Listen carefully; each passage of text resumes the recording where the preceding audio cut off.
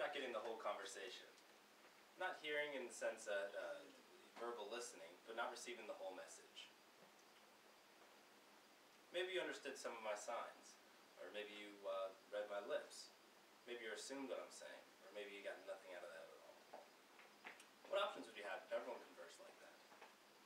That's why today I'll be focusing on the disability recognized by the U.S. government known as deafness and hard of hearing. Perhaps you've come across individuals that speak using their hands, or have a cochlear implant, or hearing aids, or converse using reading lips, or any combination of those methods. How do they work? What other options do you have? As a result of these questions, I'll be defining and explaining the levels of deafness. I'll tell you about hearing aids and how they work and their limitations, as well as cochlear implants, how they work and their limitations, as well as discussing sign language as an overview and the benefits it holds. Let me begin with the levels of deafness. According to the United States Equal Opportunity Commission, the Center for Disease Control and Prevention refers to hearing impairments as conditions that affect the frequency and/or intensity of one's hearing. The 4 levels of hearing loss are mild, moderate, severe, and profound. Each level is measured as the most quiet sound an average person can hear with their better ear. A mild hearing loss may cause some strain to follow conversation with the noisy ambient background sounds. Moderate level might rely more upon hearing aids. Severe oftentimes uses lip reading with or without hearing aids, as well as an emphasis on sign language, while profound relies heavily on lip reading and sign language as the backbone of the communications. After explaining what is recognized as being deaf, I'll continue on with hearing aids. The American Journal of Nursing states a hearing aid is a kind of mechanical or electronic device used to improve hearing. Hearing aids work as a battery-powered microphone that takes sound and amplifies it to a level audible to the user. It is sent out through the speakers. However, hearing aids have limitations. Within the ear, there are small hairs within the cochlea. They pick up the vibrations and send the signals out through the nerves to the brain. If someone lacks those hairs or enough of them, a hearing aid won't be able to correct enough to a normality level. When hearing aids aren't helpful enough, some people look to the cochlear implant. In an article titled "No Such Thing as a Blind Culture" from the Journal of Child Neurology, they state cochlear implant technology has altered the landscape of the deaf and for those who provide services to the profoundly hearing impaired. Cochlear implants afford the profoundly hearing impaired child the ability to circumvent the effects of deafness.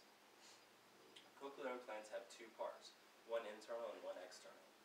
In brief, the external part is similar to the hearing aids. A microphone picks up the sound and converts it to an electrical signal that's transmitted to an internal part that's held together via a magnet. When the internal part is picked up, the internal receiver sends the signal through another device that goes into the cochlea and replaces the functions of the small hairs. Another similarity between the cochlear implant and the hearing aids is they also hold limitations. Even though it can cause sound to be received to the brain, it does not mean doesn't mean that the user will be able to interpret the sound. Also, once the surgery of the implant device is complete, it causes that ear to be completely inoperable, whether or not it was already. When both hearing assistant devices being discussed, it's time that I tell you more about natural language for the deaf, sign language. In a recent article in Development Psychology, Volume 49, published in January of 2013, they state numerous researchers have now established that sign language not only provide a valid way of communicating, but are in fact true languages with all the properties of spoken language. Research emphasizes similarities between sign and spoken language, as it helped contradict the deficit view of deaf individuals. Sign language has many forms. One most common in the U.S. is American Sign Language, used by an upwards estimate of 2 million people. Although it relies on vision and communication, it's more than just pictures with hands. It has grammar, structure, and rules to be followed. Interestingly enough, infants can pick up small signs faster than vocal words or express needs. Also, you don't have to be deaf to learn the language. It can prove to be useful in loud environments, as well as to emphasize within a vocal conversation. Living with hearing loss in today's world leaves you with multiple options to cope with. Today you heard me walk you through an overview on deafness by defining and explaining the levels of deafness. telling you about hearing aids and how they work and their limitations, as well as cochlear implants, how they work and their limitations, as well as the overview of sign language and its benefits. Perhaps you will one day be in need of some assistance to hear later, or be faced with a loved one with losing their hearing and want to know some options available.